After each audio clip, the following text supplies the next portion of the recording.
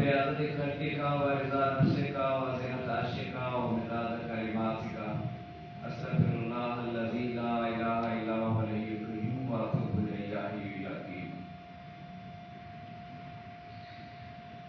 آج 30 نومبر ہے، پیر و مرشد حضرت ابو انیس قصر العزیز کا آخری یوم ہجرت ماشاءاللہ۔ ہم سب کے لیے اور اس مقام کے لیے خیر و برکت کا موجب، جہاں آپ نے اپنی زندگی کی 41ویں یعنی آخری ہجرت فرمائی اور اس گمنام مقام کو اپنی دنیا و آخرت کے لیے پسند فرما کر معلوم زمانہ کر دیا ماشاءاللہ۔ اسی مقام کو میرے آقا روح فدا صلی اللہ علیہ وسلم نے شرف میزبانی بخشا اور اس کی تقدیس پہ مہر لگا دی ماشاءاللہ۔ اس مقام پہ آخری ہجرت کے متعلقہ مقالات حکمت پیش ہیں، سماعت فرمائیے۔ ان مقالات حکمت کی ترتیب و تنظیم سعیدہ سائدہ مجد نساء صاحبہ علی انیس اختر صلی اللہ علیہ بنت ابو انیس محمد برکت علی قصر العزیز نے فرمائی۔ جن کے بارے میں ہمارے شیخ نے فرمایا، بندہ اس سلسلہ عالیہ کے طالبان و عقیدت مندان کو وصیت کرتا ہے کہ اگر کسی نے اس لڑکی کی بے ادبی کی، میری طریقت میں اس کا کوئی حصہ نہیں۔ انیس کا بے ادب میرے فیصلے معلوم ہے، وما علینا الا البلاغ۔ بسم اللہ الرحمن الرحیم۔ آخری یوم ہجرت۔ ہجرت اللہ کی راہ میں چلنے کا پیش خیمہ اور اس کا اجر اللہ ہی کے ذمے۔ میں نے 41 بار اللہ کی راہ میں، صرف اللہ کی راہ میں ہجرت کی۔ 1367 سے لگاتار جاری ہے۔ بسم اللہ الرحمن الرحیم۔ آخری یوم ہجرت۔ ہجرت اللہ کی راہ میں چلنے کا پیش خیمہ اور اس کا اجر اللہ ہی کے ذمے۔ میں نے 41 بار اللہ کی راہ میں، صرف اللہ کی راہ میں ہجرت کی۔ 1367 سے لگاتار جاری ہے۔ ساری عمر مہاجر اللہ بن کر گزاری اور اللہ ہی بہتر جانتے ہیں کیسے کیسے حال میں گزری۔ ایک برکت بھری مجلس میں ایک نے ایک سے پوچھا کہ مہاجر اللہ کسے کہتے ہیں؟ جواب دیا کہ اللہ کا وہ بندہ جو اللہ کے فضل و کرم سے اپنے اللہ کے لیے جسمانی اور نفسیاتی اور روحانی لذات و جذبات و خواہشات کو ہمیشہ ہمیشہ کے لیے خیر بات کہا کرتا ہے۔ اور مہاجر اللہ کسی سامان کا پابند نہیں ہوتا۔ توکل تو اللہ، اللہ کی راہ میں سفر کیا کرتا ہے۔ واللہ عالم بالصواب۔ خواہشات کی قربانی سب سے بڑی قربانی ہے اور مہاجر اللہ ہی خواہشات کو قربان کر سکتا ہے، دنیا دار نہیں۔ تیرے جسم وجود کے اندر 9 دروازے ہیں۔ مہاجر اللہ وہ ہے جس کے قلبوت کے سارے در اللہ ہی کے حکم کے تابع ہوں، کوئی بھی خود سر نہ ہو۔ ہجرت کا انتہائی مقام دیار ہستی سے ہجرت ہے اور یہ مقام کہیں کسی کو نصیب ہوتا ہے، ہر کسی کو نہیں۔ دیار ہستی کے مہاجر اپنی کوئی مرضی نہیں رکھتے، اللہ ہی کی مرضی ان کی مرضی ہوتی ہے۔ حکمت کی قدرت اور قدرت کی حکمت جہاں چاہتی ہے لے جاتی ہے، کسی اور کی مرضی کبھی کرنے نہیں دیتی۔ اللہ تبارک و تعالی ذوالجلال والاکرام نے کمال حکمت و قدرت سے اس بندے کو ہجرت پہ ہجرت کی نعمت سے سرفراز فرمایا، بار بار فرما کر احسان کی حد کر دی، اور میں حال ہجرت پہ فرمایا، بار بار فرما کر احسان کی حد کر دی، اور میں حال ہجرت پہ پھولے نہ سمایا، مخلوق نے میری ہجرت کی ملامت کی حد کر دی، میں نے الہی حکمت و قدرت کا بلند ترین احسان سمجھ کر شکر کیا۔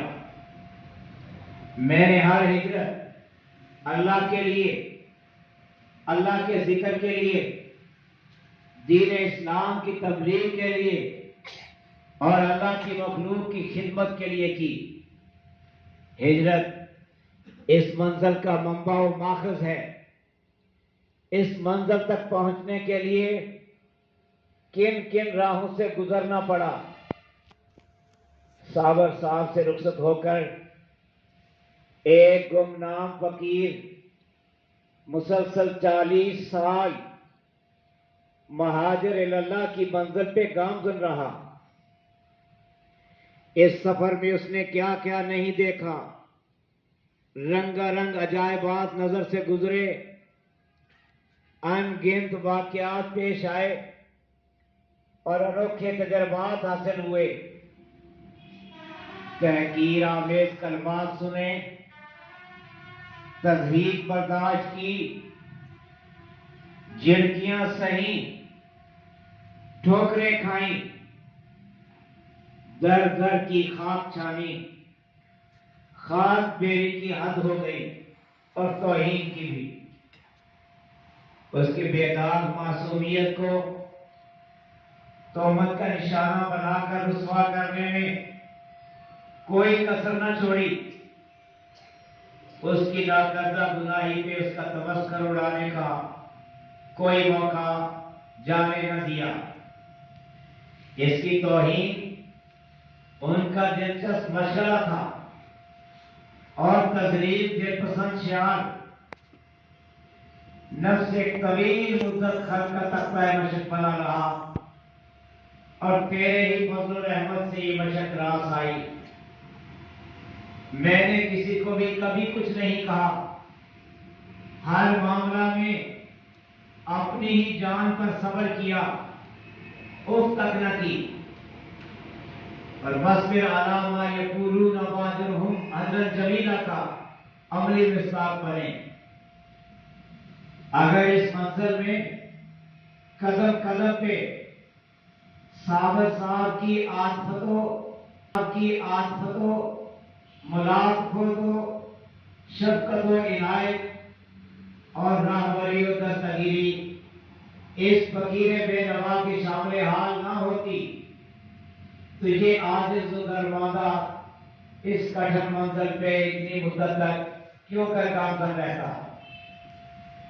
تیری قدرت کی حکمت نے ہم خاک نشینوں کو سال لگاتار بے خانمہ خانہ بدوشی سے سرفراز فرما کر عنایت کی حد کر دی۔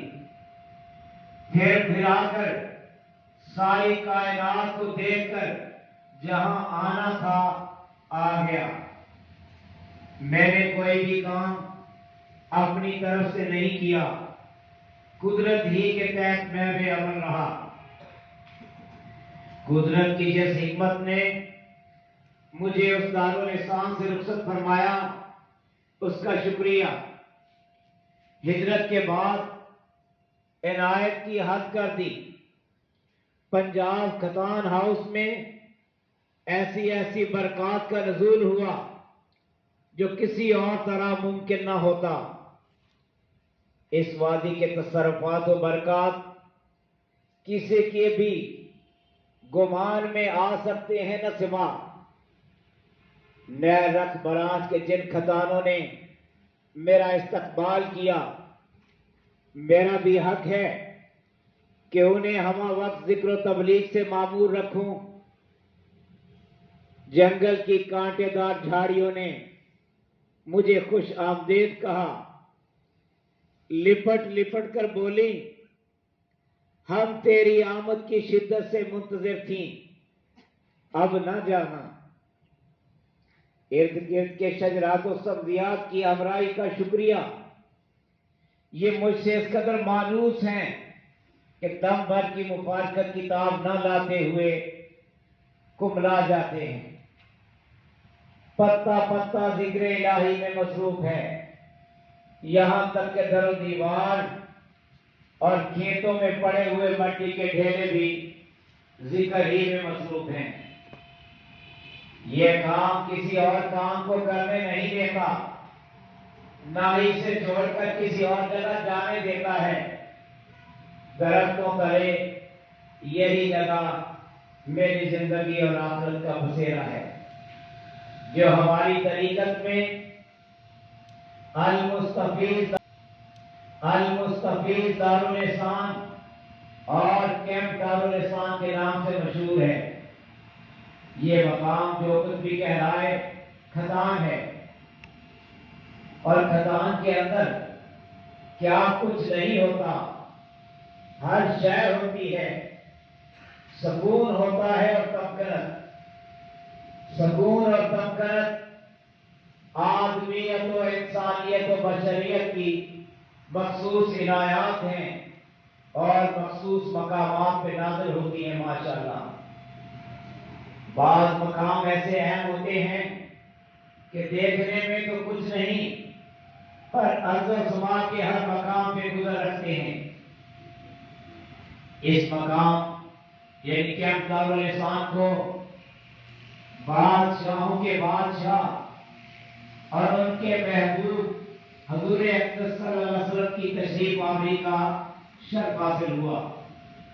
اس کا ذکر ہمارے پیر و مرشد حضرت ابو علی قصر العزیز ان الفاظ میں فرماتے ہیں، اللہ ہادی ہے، میرے آقا روح فدا صلی اللہ علیہ وسلم مہدی، عالم و سالم میرے ہادی میرے مہدی کا نہری کھتانوں، گھاس پھوس کے ویرانوں، چڑیوں کے آشیانوں، مٹی کے ڈھیلوں، ٹالی، بیری، دودھ اور گلوں نے استقبال کیا۔ مبارکن مکرمن مشرفن، تیری آمد پہ اجسام نے کیا کیا شکر ادا نہ کیا، الفاظ ہی نہیں ملتے۔ حق تو یہ ہے کہ حق ادا نہ ہوا، اگر نہ آتے تو کیوں نہ آتے، اگر نہ آتے تو کیوں نہ آتے، وہی تو ملجا و ماوا ہیں۔ میرے آقا صلی اللہ علیہ وسلم آپ جہاں کہیں جلوہ فروز ہوتے ہیں، دم بھر میں اجڑی ہوئی کائنات بسا دیتے ہیں، پل بھر میں بگڑی کو بنا دیتے ہیں، اور اسی طرح بنجر قدیم کو گل و گلزار اور خزاں رسیدہ کو رشک بہار۔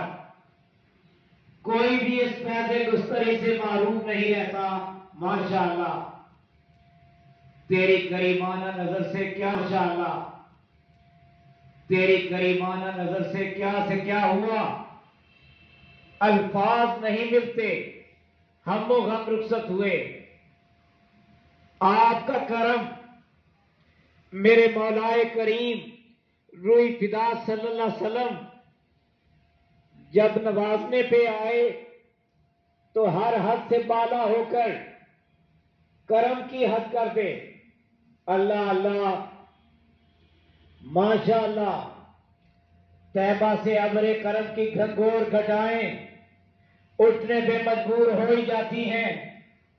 بندہا سے اٹھ کر ایک گمنام مقام کی طرف بڑھ کر ایک صاحبان کی شکل میں سایہ فکر ہو کر رم جھم برسنے لگتی ہیں اور آن کی آن میں جل تھل کر دیتی ہیں۔ ہر طرف بہار آ جاتی ہے، ہر شے پہ مسرت چھا جاتی ہے۔